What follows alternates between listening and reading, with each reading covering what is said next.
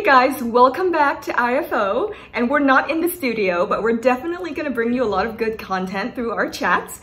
And one of the things that a lot of people ask is, how are universities or how are institutions preparing students for employability? How is Australia helping students to be more employable, Rebecca?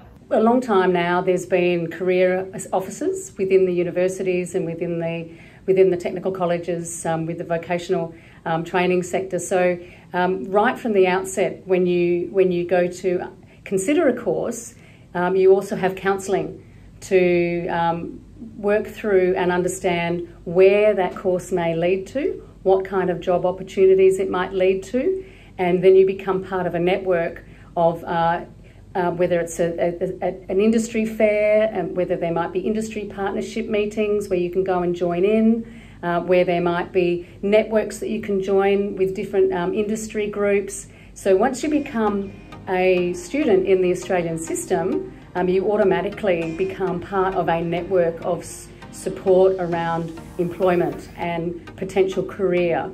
And there's quite an investment by the Australian institutions in this side, because it is such an investment to take an Australian education, and the key thing is to be learning and applying that learning. So there's quite a lot of support, and also there's the opportunity to actually through the coursework, as you say now in Vietnam, it's becoming more common to take internships.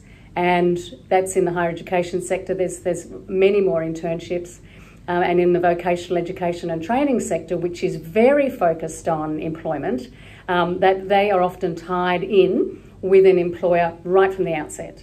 So you get on-the-job training all the way through your course and all the way through your program. So I'm curious, of maybe specific examples as to how Australian institutions are maybe helping students to get some of these internship opportunities. As you did mention, work experiences are vital.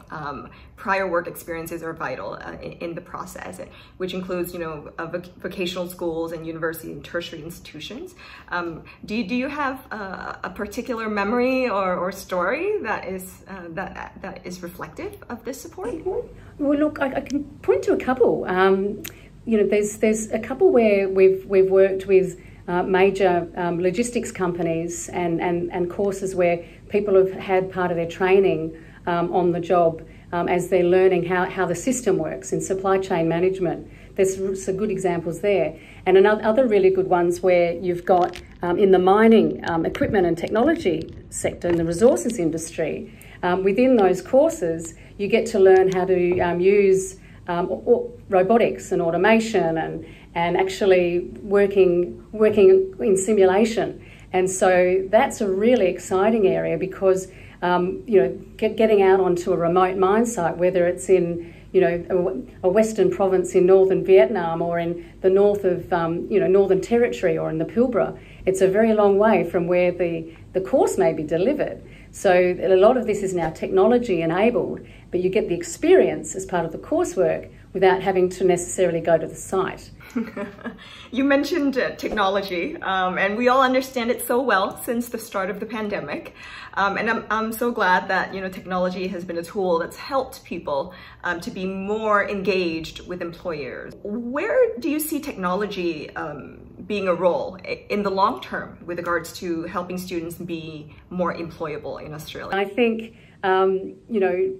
as the generations move through, there is going to be less ability to say, oh, I don't need a mobile phone or I don't need a laptop. I think online learning and working with technology is just the way of the future, and it's the way of employment.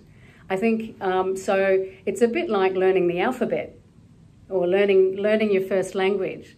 It's almost like you need to be learning these technical skills alongside your discipline. So I think the future will be tech enabled. I think I have huge respect for people who work in technical fields and those who actually create these wonderful, tools for us to use. Yeah, definitely. Technology is the way of the future. And thanks to technology, I can talk to you when you're in Perth and I'm in Ho Chi Minh City.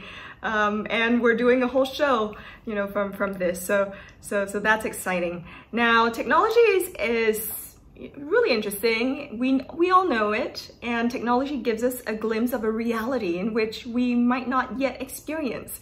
And so we're going to go to IFO Stay at Home again, in which we're going to see a glimpse of Australia through our hosts.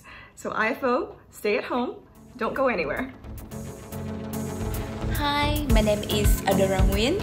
I graduated from Deakin University in 2017, double degree in Commerce and Arts.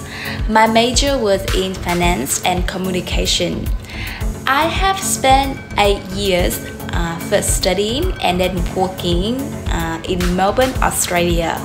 Besides the best academic environment I could ever ask for, I also received a lot of support, not just from my university, but also from international student associations when I was in Melbourne. So that was how I got my first job after graduate, and I have been in investment and real estate for 4 years since then. At the moment, I am an investment executive in Colliers International in Vietnam. I also got a job introduced by one of the members of VGAC, Vietnamese Australian Alumni Club in Vietnam.